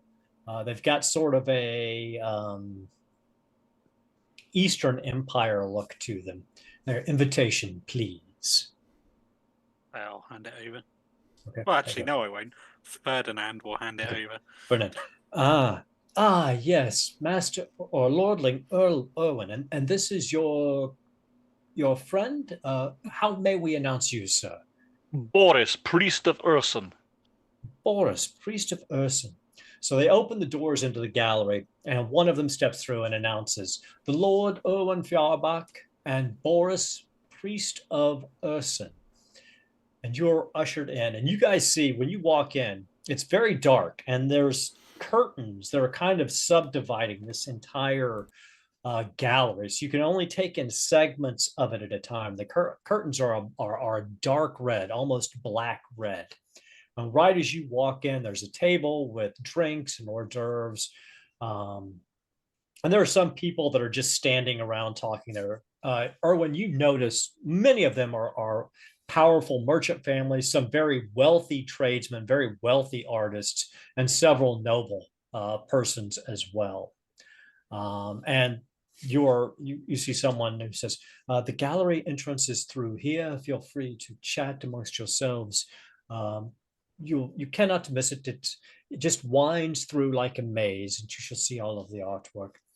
And as that's going on, Snake, you approach the door. You see these two men standing outside it, and they look down at you and they go, "May we help you, miss?" Yes, I appear to have lost my ticket. Would you be able to help me? I'm an artist. I've been sponsored by Erwin Fearbrock, and I should have had an invite, but it's all gone horribly wrong. Oh, can you help me, big strapping lads like you? Surely.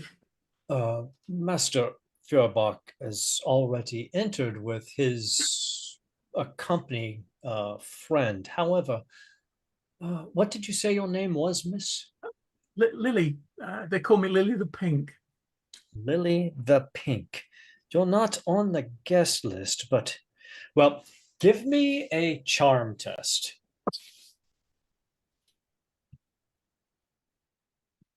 Flat. I'm not gonna deduct any dice. You spent a enormous amount of attempt to look like a human woman. 2 successes. They go, well, your associate, he just walked in. Please join his party, Miss Lily. Oh, thank you ever so much. And I'll kiss him on the cheek. He goes, yes, and he opens the door, and he still sees you, Erwin, and he goes, Lord, your other associate, and he gives you that kind of look that gives you that kind of wink, as in he thinks he knows what's going on here, and it's a bit tawdry for a lordling to be doing, but he goes, Miss Lily Pink, associate of Erwin Fearbrock. And Erwin, you see a woman who looks somewhat like a streetwalker walk in the door towards you. I'm just gonna look at Boris with the look of what?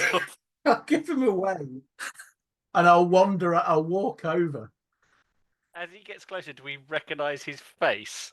Give me awareness checks. Versus... probably not then. Have him flogged or have her flogged. What brings such a wonderful lady as yourself to this establishment this evening?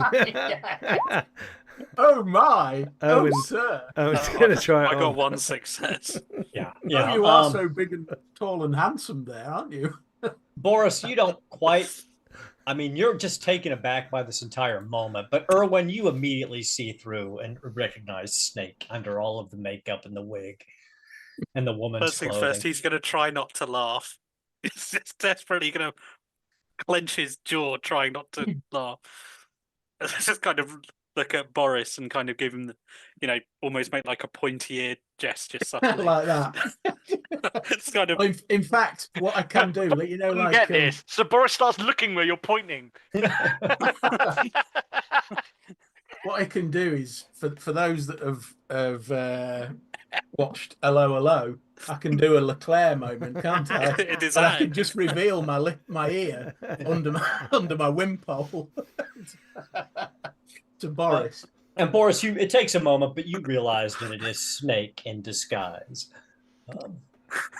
Nick, why you dress like a lady? Because I am a lady. No, I have seen much of you.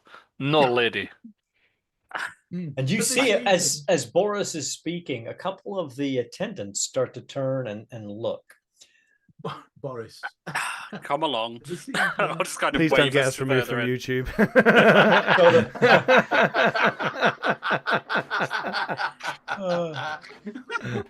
So the three of you make your way into the gallery. Neville, what are you doing this evening? I am going to see Tordy because I figure that I need like a sword or a mace or something to protect myself because I've got a dagger. If I'm going to go on this kind of sortie with these guys, then I need something a little bit more Oomph. yeah, with a bit more oomph for something to at least protect myself. Maybe a shield and a warhammer. Okay. So you head down there. She's actually closing up the forge as you come up there, but she goes, "Oh, Neville, did you get the handbow that I sent?" No. What? What's that? When you see Boris, he has something for you. Oh, Thank Boris. you for They came down here earlier. Yes, and thank you for right. recovering that axe. He turned it over, and it will be sent to the dwarf lords. He was having a lot of trouble with that centaur. I really had to help him out.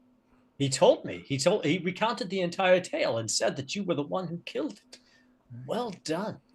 It was like to be honest, it was like nothing I've been involved in before. Like taking out rats in a sewer, no matter how big they are, is pretty straightforward. But you get nibbled a bit. But this was like serious. But have you come then to pick up the armor that was ordered for you? Sorry, what? Yes, Ferdinand, Erwin's manservant came down and placed an order. Yeah, well, he is. Ferdinand is wonderful. We often have tea when he's down here waiting on a commission for his lord. But no, Erwin commissioned a suit of leather armor for you. I've just finished it up. Not sure how I feel about that, to be honest. He said Ferdinand said that according to the tales you were and what Boris told me, you were integral in dealing with the problems. Well, naturally, but I wonder whether my nimble nature is part of my skill set. But I mean, I'll check it out. Come on in. I was actually looking for and I'll pull out my dagger, not in any kind of threatening way, but I'll hold it like this. Like this isn't really doing much. Oh, the sling is great, right? I can really it was right here, but this ain't cleaning his teeth, right? I think I see where you're coming from. If you're going to be hanging out with Boris, you're going to need something more. That's for sure. Yeah, he's got like a big axe here. I was thinking like some sort of hammer or something. It'd be quite cool. Like, You fancy a hammer, do you? Yeah. Well, don't tell anybody, but I still owe you for what you're doing for my people. So, as long as you keep this between you and me, come on in. I'll do it. I'll tell you what. If you have any, rats, molds, infestations, gribblies, anything, next couple of jobs for free. Not just mates rates, but for free. Oh, well, all right then. Here. And she pulls out a warhammer for you. It's a nice one. And she pulls out a shield. She goes, "You take these, along with that hand bow that Boris has to give you." And then she pulls out this box that has your leather armor in it. You take all of this. And the next time you go out with Boris and that young Erwin and that crazy wood elf, you'll be well protected. So how much would this armor sell for? I'm just curious. Like how much I owe Erwin, or how deep I should bow to his lordship, Well, with the engravings and all, I mean, this is 2 silver worth of engravings. Work. I mean, okay, see the symbol of Tal here? Oh yeah, of course. Yeah, I mean that's how I've known them through the cult of Tal. Yes. That's fine. It's fine leather work. Some of my best. But yes, it would be 2 silvers worth. Now, and obviously that's like 2 bags of silver. A shitload of money to me, and I'm like, more money than you've probably ever seen in your entire life. Wow, wowzers! Right, well, look, Tori, this is serious. Like, I gotta lean over and give her a big kiss on her face, not on her lips, but on her face somewhere. And just she blushes. Slightly too much of a kiss, but not in we know each other, so it's like And then I'm like, oh, this is amazing. And I don't know what to say. I don't know what to say.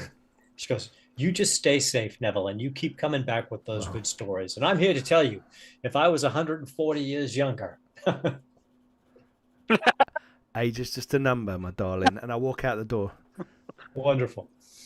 So we find ourselves back with Boris and Snake and Erwin, and you're walking in through this gallery, and you start to see the firsts of these paintings. And they are, each one of these paintings depicts someone's death. They're not all horrible deaths. Some of them look like an old man who's died clearly of old age in his bed.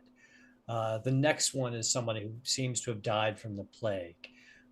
But what you see, they feelings they evoke in you are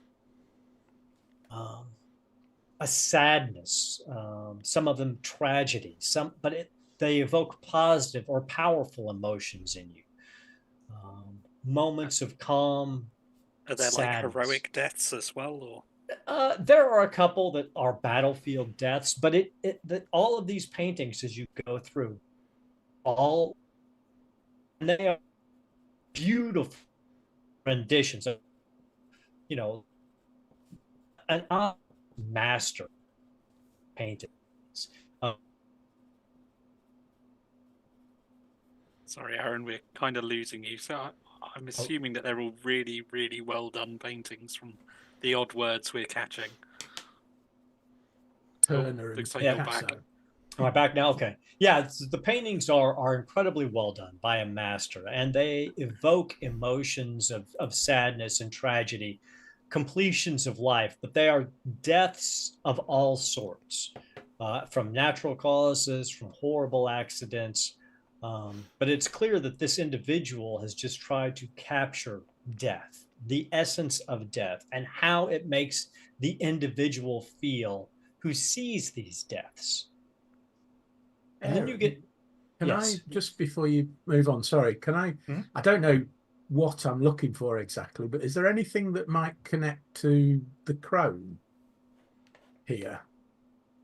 With elf lore, yeah, you don't really, other than the basic connections of death. With death, yeah. That's it. And you can tell by the brushstrokes that the person who painted these was a human. It's not so fine that it's elvish. Yeah. Okay. Yeah. All right. And then you move into the middle of this curtained off gallery, and you see a tall, pale woman with long black hair and violet eyes in a dark black, beautifully cut dress, holding a glass of wine, staring at, in the center area of the gallery, a series of paintings that are a departure from his earlier work. These all look like commissioned portraits. And you see her, she's speaking with a couple of other guests. Erwin, you recognize them as a couple of very influential merchants down from Talabheim. And then she turns and looks at you. Just a reminder, my instruction for my uncle was just try and get in with her, or yes, basically to, because her noble family. Money with, we want her to do business with the Firebacks. She's a relative. Her noble family from Tilia is a relatively minor noble family, but it's an incredibly wealthy family, and her personal wealth is astronomical. And nobody knows why she's moved to Talagaad, but she is ridiculously wealthy. And she turns and looks, and she goes, Erwin, I'm so happy that you accepted my invitation. I will, bow formally in the way nobles do and greet her with an enormous, well-practiced smile. She smiles back at you. Thank you for the invitation. Have you been enjoying the gallery? Yeah, and I will kind of use some of the knowledge because I read up on this art style before coming. I'm going to kind of use some of that knowledge to try and elaborate a little bit more and bring up the feelings of emotion that it's. She was perfect. That's exactly what the artist was attempting to capture. His name was Etienne Kroger. About 100 years ago or so, he made a name for himself in the region. Is He that a would- name I read about when I was doing my Get- homework? Give me a recall test. Okay. Perhaps I should have spent less time drinking. Oh, I got a success. Okay. It is. And and the reason you remember him is not from his paintings about death, but he did, at the time, he had also, to make money to afford to do his actual work, he painted portraits of noblemen and noble women. And these are some of them. And you recognize the portraits in this main gallery as Ludendorff, but he actually painted some of your ancestors' portraits as well that hang in your uncle's home. So that's where you recognize the name from. Right. Okay. Yeah. I'll drop that tidbit. Kind of Yes. try and pique interest. Well, perhaps one day you'll invite me over to your home and I can take a look at these pieces. It would be my pleasure. It would be my pleasure as well. And I see you've brought a friend with you, 2 friends with you. Yes. This I'll try and completely gloss over the elf. This is my good friend Boris. He is a priest of Urson from Kislev. Far from home. Play up the exotic nature. It's Kind been of standing slightly more in the way of the elf. Yeah. And And this is my hooker. Boris, he doesn't really he doesn't get invited to a lot of noble things, but he does know noble people. He's a priest. He kind of rubs in those circles occasionally, and he can kind of see Theobix a little bit uncomfortable. So he actually positions himself in such a way that his mass basically conceals the now poorly dressed female snake behind him. And he's like, "It is an honor to meet you, madam. Your beauty knows no bounds." You and he are bows. too kind, my friend. Too kind. It has been so long since I have been in Kislev. Perhaps I will visit your homeland again soon sometime. While they're all blocking me off, I shall go and I shall wander off, and I'm going to have a look at some of these portraits. Okay. And I'm going to see if I can see anybody in the room who may well be one of these portraits. Okay. I'm now paranoid about vampires, so Give me an awareness check, Snake. Ooh, awareness. Yes. Okay. Oh, You get a good look at everyone in here, and you're looking at the portraits, and no one in here resembles the portraits, but you do recognize everyone in here. They've all come through your fighting ring, or you recognize them from the broadsheets in town, because these are all fairly wealthy and well-known people. So you're fairly confident, and you've seen them all during the daylight too, at daytime in the city. So, so as you're doing that, the lady Lucretia turns to you, or the Contessa Lucretia turns to you and goes, "Dear Erwin, are you aware that your other companion is actually a pugilist named Snake?" Yes. He got a keen interest in art and was desperate to sneak in. He didn't ask my permission. I am very, very sorry. Well, as long as you keep an eye on him, and I'll be it is sure he perfectly all doesn't right. cause any trouble. We artists all have their own idiosyncrasies, so if he Especially elves. chooses to dress like a human whore, that's fine. But please allow me That's to. a new one on me. Oh, well, everyone has their own interests, shall we say. Please allow me to escort you through the rest of the gallery so I can get your take. Now, this period, when he was painting these portraits, was his middle period. After this, do you know the legends, Etienne's legend? Oh, please do tell. Well, it was said that after this period, after he painted these Ludendorff portraits, he was approached by, and you're not going to believe this, a vampire who said that he loved his work and was so impressed by this human's take on death that he wanted to give him a gift the gift of undying death. And you know what they say? They say Etienne accepted, and he disappeared for 10 years or so. And then about 80, 90 years ago, he started painting again. And come with me, let me show you. She takes you around the corner, and again, you're going down I'm going this. to be really hoping Boris is still.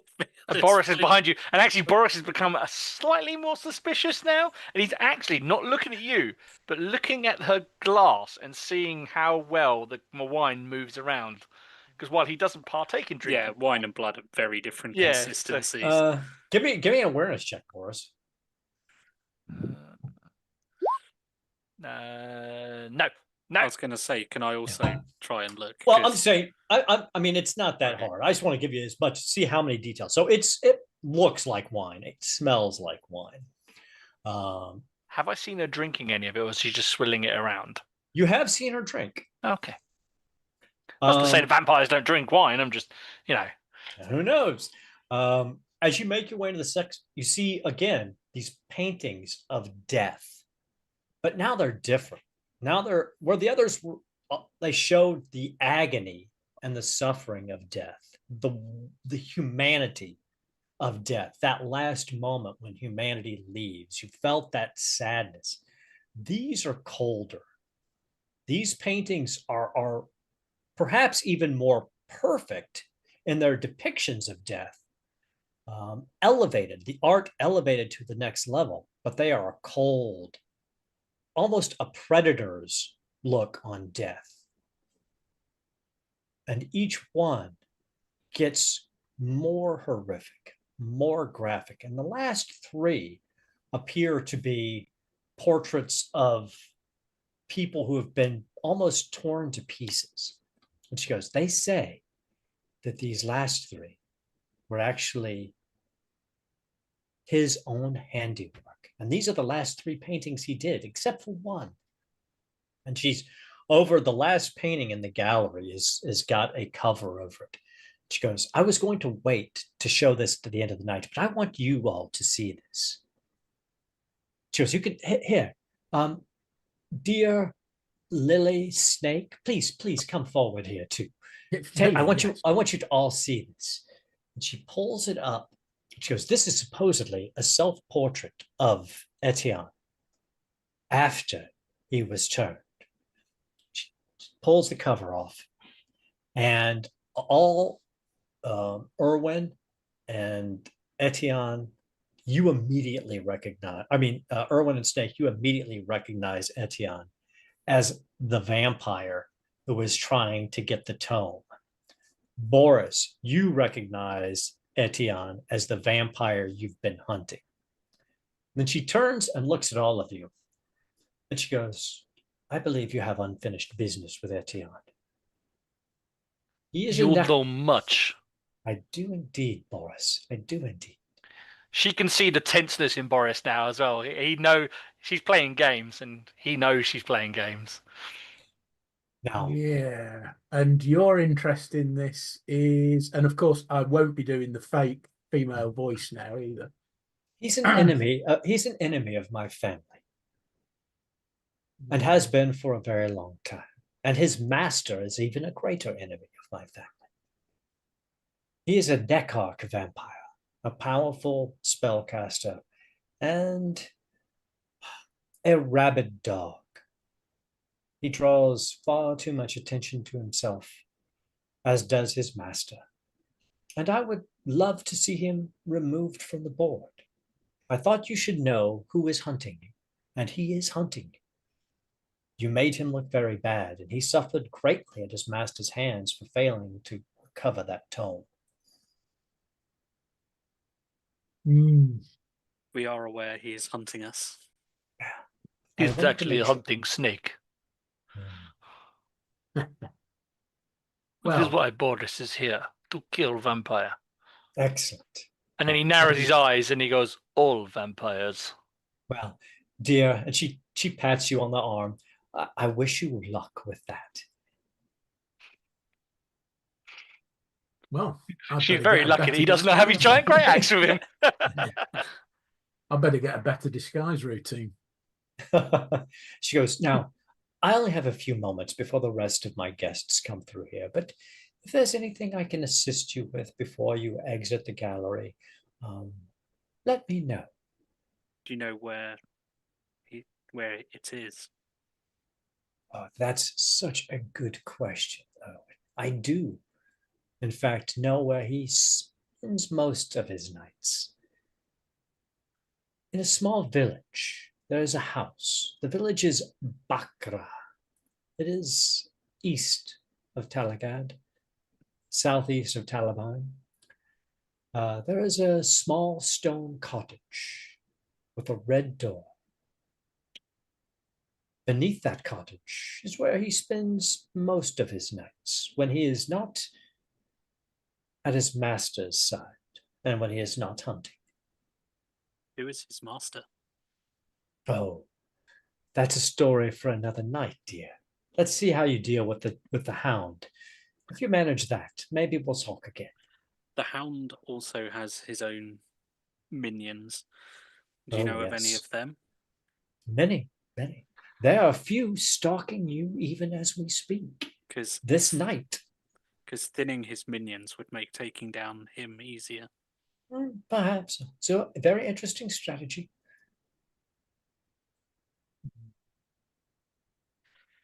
Is there anything useful you could tell us? Hunt it during the day if you can. I think I've told you enough to get you on the road to success.